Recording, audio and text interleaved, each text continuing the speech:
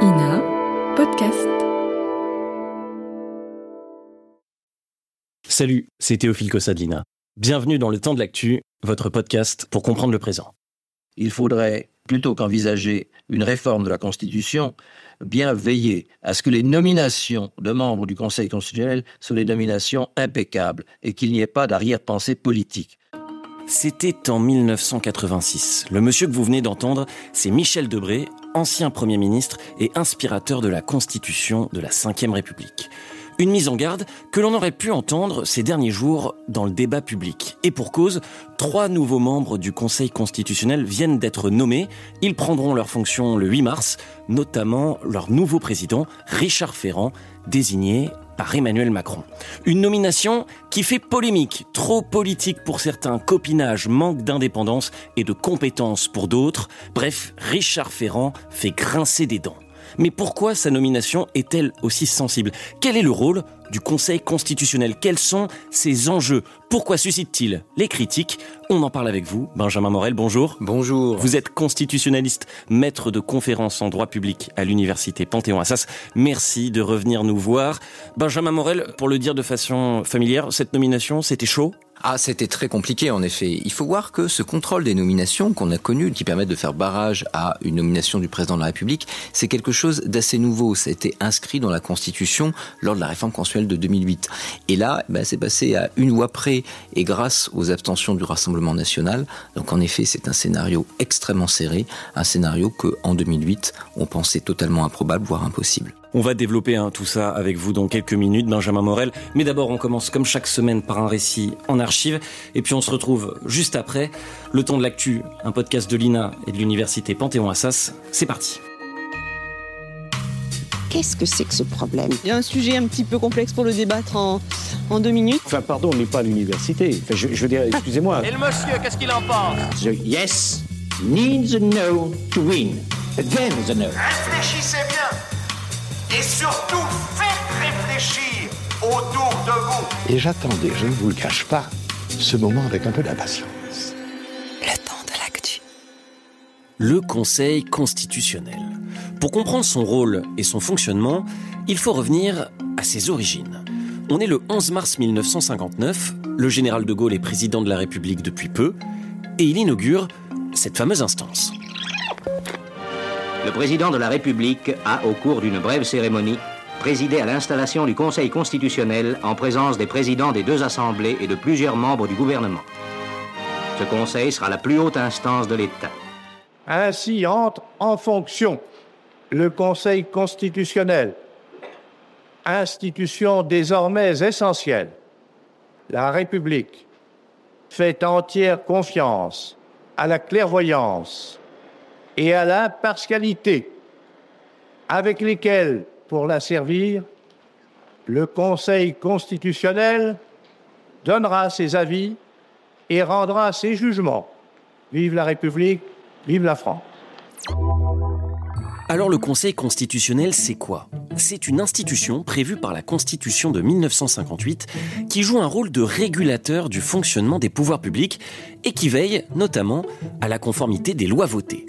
Il est composé de 9 sages, nommés pour 9 ans, sachant que le Conseil se renouvelle par tiers tous les 3 ans. C'est-à-dire que tous les 3 ans, 3 nouveaux membres sont nommés, un par le président de la République, un par le président de l'Assemblée nationale et un par le président du Sénat. Alors concrètement, quelles sont les tâches du Conseil constitutionnel ? Explication de l'ORTF, toujours en 1959. Le Conseil constitutionnel veille d'abord à la régularité de l'élection du président de la République. Il examine les réclamations et proclame les résultats du scrutin. Il statue, en cas de contestation, sur la régularité de l'élection des députés et des sénateurs. Il se prononce également, avant leur promulgation, sur la conformité à la Constitution des lois organiques et des règlements des assemblées parlementaires. Et disons pour finir que ces décisions ne sont susceptibles d'aucun recours. C'est une juridiction suprême en matière constitutionnelle. Donc si on résume le job du Conseil constitutionnel, 1. Valider les élections et scrutins. 2. Vérifier que les projets de loi sont bien conformes à la Constitution. À noter que le Conseil constitutionnel ne se prononce pas sur toutes les lois votées. Il a l'obligation de se prononcer sur les lois organiques, les lois qui touchent à l'organisation des pouvoirs publics ou les propositions de loi soumises à référendum. Quant au reste des lois, les lois dites ordinaires, pour être examinées, le Conseil constitutionnel doit être saisi soit par le président de la République, soit par le Premier ministre, soit par les présidents de l'Assemblée ou du Sénat, ou par au moins 60 parlementaires. Et si le Conseil constitutionnel juge qu'un projet de loi est contraire à la Constitution, eh bien, il le censure. Et des censures, il y en a eu depuis 1959, plus de 350. En 2003, par exemple, le ministre de l'Intérieur Nicolas Sarkozy propose une nouvelle loi immigration, mais certains articles du texte ne passent pas. Le Conseil constitutionnel a censuré 2 des 95 articles de la loi relative à la maîtrise de l'immigration et au séjour des étrangers en France. La première concerne l'article 76, à propos des mariages blancs.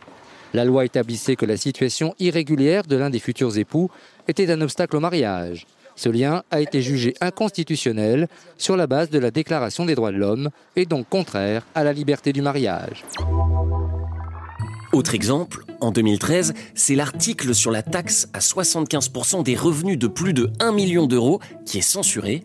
La promesse phare de François Hollande pendant la campagne de 2012 est enterrée par le Conseil constitutionnel au motif qu'elle constitue, je cite, « une rupture d'égalité au regard de la faculté contributive ». Elle est donc inconstitutionnelle. Le Conseil constitutionnel contrôle, s'il est saisi, la constitutionnalité des lois avant qu'elles soient votées, mais il peut aussi, depuis 2010, contrôler des lois déjà en vigueur. On appelle ça la QPC, la question prioritaire de constitutionnalité, un droit donné à tout justiciable de pouvoir saisir le Conseil constitutionnel lors d'un procès s'il estime qu'une loi porte atteinte à ses libertés fondamentales et donc à la Constitution. Et c'est là toute la mission des 9 sages, selon l'ancien président du Conseil constitutionnel Robert Badinter, extrait de 1995. La priorité pour le juge constitutionnel, à mon sens, bien sûr, c'est de veiller au respect de l'équilibre des institutions, mais c'est surtout veiller scrupuleusement à ce que les libertés publiques et les droits fondamentaux des citoyens ne soient jamais compromis par une erreur ou un excès législatif. Là est le cœur de la mission du juge constitutionnel. Et je dirais, c'est ce qui fait, à mes yeux, sa noblesse. Protéger, garantir les libertés fondamentales et les droits des citoyens. Bref, vous l'avez compris, dans la vie politique française, le Conseil constitutionnel occupe une place centrale. Alors forcément, les nominations de ses membres sont scrutées avec attention, et notamment celles de ses présidents, comme Roland Dumas, écoutez, toujours en 1995. C'est la dernière nomination de François Mitterrand. À 72 ans, Roland Dumas prend la présidence du Conseil constitutionnel.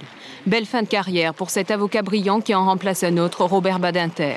Dans la Mitterrandie, Dumas, c'est le fidèle parmi les fidèles, si présent aux côtés du chef de l'État que d'aucuns l'ont surnommé le vice-président. Après lui, il y aura, entre autres, Jean-Louis Debré, nommé par Jacques Chirac en 2007, ou Laurent Fabius, nommé par François Hollande en 2016, et bientôt donc Richard Ferrand, nommé par Emmanuel Macron. Une nomination qui fait réagir et grincer des dents. Mais pourquoi ? Quels sont les enjeux du Conseil constitutionnel ? Pourquoi suscite-t-il les critiques ? Tout ça, on en parle avec vous, Benjamin Morel. Déjà, pour commencer, une réaction au récit qu'on vient d'entendre, Benjamin Morel, sur le fonctionnement du Conseil constitutionnel. Évidemment, j'imagine que vous avez plein de choses à ajouter. Oui, non, mais le récit est parfait. Le rôle du Conseil constitutionnel, il faut bien comprendre qu'il a évolué. C'est-à-dire que quand Michel Debré et le général de Gaulle imaginent cet organe, ça doit être un organe essentiellement politique. Ça doit être un gardien du Parlement.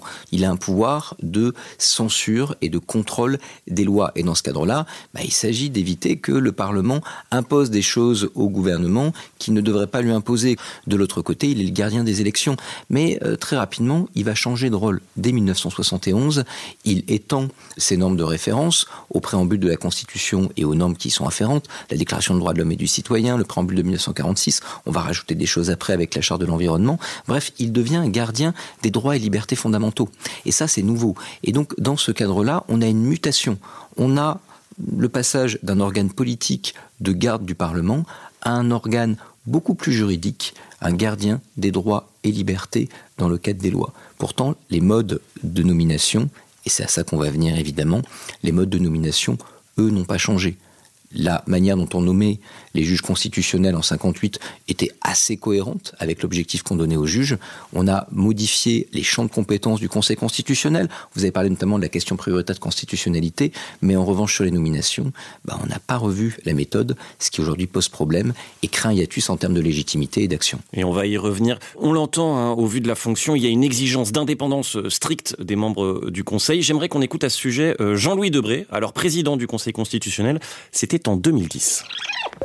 Un homme, fût-il président, ne peut pas imposer à l'ensemble du collège ses propres vues. Alors il y a tradition en France, on maudit son juge. Toujours. J'ai toujours connu ça. C'est normal, c'est sain. Mais nous ne sommes pas là pour rendre des services, nous sommes là pour rendre le droit. Sous-titre de Jean-Louis Debré, les sages du Conseil constitutionnel ne sont pas là pour rendre des services au pouvoir politique en place. Et il ajoutait, je le cite, « Une fois que vous êtes nommé, vous n'appartenez plus à personne, aucun clan, aucun groupe. » C'est un point fondamental, ça, Benjamin Morel ? C'est un point fondamental, mais c'est un point très théorique. C'est-à-dire que, vous savez, on a fait des études économétriques qui portent sur est-ce que réellement l'orientation politique préalable des juges pèse ou pas sur les décisions ? La réponse est oui. C'est-à-dire qu'il faut arrêter de penser et de dire que l'orientation politique des juges n'a aucun poids et qu'on ne réfléchirait qu'en droit, etc. Non, c'est pas vrai. Ça, on arrive à factuellement le démontrer. En revanche, il ne faut pas non plus penser que le mode de nomination des juges entraîne de manière nécessaire cela ou pas cela. Certes, le Conseil constitutionnel est politisé. La Cour suprême américaine, composée de juges professionnels, l'est beaucoup plus. Et ça aussi, on arrive à le montrer de manière statistique. Donc, on peut évidemment penser à réforme du mode de nomination. Il y a des choses qui ne vont pas. Mais il ne faut pas penser que parce que vous avez un doctorat en droit ou parce que vous êtes magistrat professionnel, vous ne prendrez pas des décisions politiques. Là-dessus, je dirais que le caractère d'ancien homme politique n'est pas forcément un élément qui serait dirimant et qui frapperait une personnalité du poids du soupçon, parce que quoi qu'il arrive, les juridictions constitutionnelles sont également politiques. Alors justement, on en arrive à la nomination de Richard Ferrand au poste de président du Conseil constitutionnel. Richard Ferrand qui a donc été désigné par le président de la République Emmanuel Macron. Pour qu'on comprenne bien, qu'est-ce qu'on lui reproche à Richard Ferrand ? On lui reproche déjà d'être un proche d'Emmanuel Macron et d'être une personnalité politique. Oui, je dirais qu'il y a 3 types de reproches, dont 2 m'apparaissent quand même relativement problématique à reprocher à Richard Ferrand, et de l'autre côté, une question qui, elle, est peut-être plus profonde et plus importante. La première, le premier point, c'est la question de sa compétence. On entendait tout à l'heure Jean-Louis Debré, on a beaucoup dit Jean-Louis Debré est un proche de Jacques Chirac, etc. Jean-Louis Debré est docteur en droit, il est magistrat. Donc il y avait une compétence qui lui était reconnue. C'est pas le cas pour Richard Ferrand. Mais là, on revient à cette question du mode de nomination. Le mode de nomination n'exige pas que vous ayez des diplômes. Et donc, ce faisant, soit on modifie le texte pour obliger, en effet, à ce que ce soit des profs de droit, des juges, etc. Ou bien on ne s'en plaint pas. En soi, avoir passé des années et des années à la commission des lois fait de vous souvent un bien meilleur spécialiste de la procédure parlementaire qu'un doctorat en droit privé. Donc on peut, ça ne veut pas dire qu'il ne faut pas des gens qui ont un doctorat en droit privé, mais ça veut dire qu'on peut avoir une forme de mixte. Il est vrai que le CV de Richard Ferrand est assez faible en la matière, mais... il a fait 2 ans de droit, je crois. Il a fait 2 ans de droit, mais là encore une fois, c'est une modification. C'est pas un problème Ferrand. C'est un problème mode de nomination et réforme potentielle. Le deuxième type de procès qu'on lui fait, et qui pour le coup m'apparaît assez unique, c'est le retour sur l'affaire des mutuelles de Bretagne. Souvent on dit beaucoup, il faut respecter l'état de droit. Et l'état de droit, c'est ne surtout pas critiquer le juge. Bien sûr qu'on peut critiquer un juge. La réflexion d'un juge, c'est une interprétation en droit qui peut être critiquée. Le principe de l'état de droit, ce qui le fonde, c'est le respect de la chose jugée. Une fois qu'une affaire a été jugée, fût-ce elle-même jugée comme étant prescrite, eh bien, on ne revient pas dessus et ça n'est pas un élément d'irriment. On ne conteste pas cette décision du juge en disant qu'on ne l'appliquera pas. Donc, reprocher aujourd'hui à Richard Ferrand cette affaire qui est une vieille affaire qui a été prescrite, c'est un vrai problème. On le soupçonne de prise illégale d'intérêt dans une affaire qui a été classée puisque prescrite. Exactement. Le dernier point qui là m'apparaît plus sérieux, c'est ce qu'on appelle la théorie des apparences. En 1970, la Cour européenne des droits de l'homme a dit « ce qui compte pour un juge, c'est pas seulement qu'il soit impartial ». Et je fait pas de procès a priori à Richard Ferrand en disant qu'il ne le serait pas. C'est également l'apparence de l'impartialité. Parce que qu'est-ce qui fonde notre état de droit ? Ce qui va fonder notre état de droit, c'est le fait que nous pensions que les normes qui s'imposent à nous sont à la fois des normes qui sont justes et qu'elles nous sont appliquées de manière impartiale. Si nous craignons qu'elles ne soient pas appliquées de manière impartiale, à ce moment-là, c'est tout l'édifice qui s'effondre. Or, aujourd'hui, on n'a jamais eu une aussi grande contestation de l'état de droit. Vous voyez, Donald Trump, on a également une constitution qui est aujourd'hui en crise. Des choses qui nous apparaissaient évidentes du point de vue de l'interprétation constitutionnelle recommencent à être mises en jeu. La constitution n'est pas parfaite, elle a plein de trous, elle a plein de biais, il y a plein de choses à interpréter. Et les interprétations en la matière sont politiques. Que dit le RN à la suite de la nomination de Richard Ferrand ? Il dit, écoutez, voilà, nous, on n'a pas fait obstacle à Richard Ferrand, mais on espère que Richard Ferrand aura une interprétation, notamment du champ du référendum, qui nous sera favorable si on arrive au pouvoir et qu'on veut faire un référendum sur l'immigration et qu'on veut éventuellement modifier la Constitution par voie référendaire. Vous voyez que là-dessus, il y a une question. Et cette question, c'est une question d'interprétation. Si vous n'avez pas un juge qui a un vrai poids politique, qui a un vrai poids au sens juridique du terme, c'est-à-dire que son poids politique est corrélé à une légitimité en tant qu'expert, le risque, c'est que quel que soit ce que dise Richard Ferrand, par exemple, sur ce sujet, si jamais il est d'accord avec le RN, on dira, vous voyez, en fait, c'est parce que Marine Le Pen l'a laissé passer. S'il se met en désaccord et en porte-à-faux avec ce que propose Marine Le Pen, on dira, vous voyez, c'est la voix d'Emmanuel Macron. Et là, vous avez un juge qui, par définition, est faible dans une bataille de légitimité où un juge fort est nécessaire pour faire respecter un état de droit très discuté. Et ça m'apparaît être le vrai argument sur cette nomination. Le reste, c'est soit de l'attaque un petit peu ad hominem, soit un vieux problème qu'il faut interroger en effet sur les conditions de nomination. Donc ce qui se joue derrière, c'est la confiance dans nos institutions. C'est la confiance dans nos institutions, c'est la confiance dans l'état de droit, c'est la confiance dans les normes fondamentales que le juge est réputé garder. Si on pense que ces normes sont instrumentalisées d'un point de vue politique, à ce moment-là, l'adhésion à ces normes qui nous tiennent, s'effondre. Et là, on remet en cause quand même ce qui est le fondement de notre État depuis 1958. Les critiques, toutefois, autour de la nomination de membres du Conseil constitutionnel, elles sont pas nouvelles. Vous avez cité le RN, j'aimerais qu'on écoute un autre extrait. Écoutez, c'était en 2019. Je vois que le Conseil constitutionnel est devenu une sorte de super maison de retraite des responsables politiques qui ont été battus.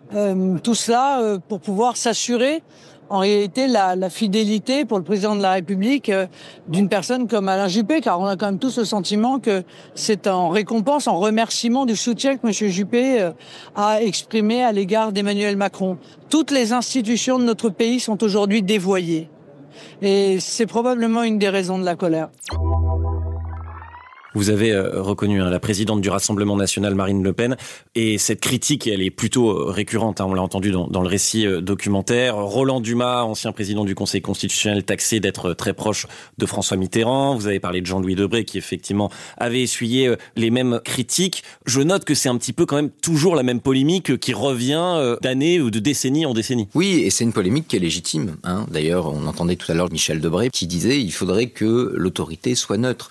Mais là encore, c'est pas un reproche à faire aux personnalités, c'est un reproche à faire à la structure. On parlait tout à l'heure du mode de nomination. En France, vous avez besoin, c'est un peu compliqué à envisager d'un point de vue intellectuel, mais des 3/5 négatifs des 2 commissions des lois des 2 assemblées en termes de suffrage exprimé.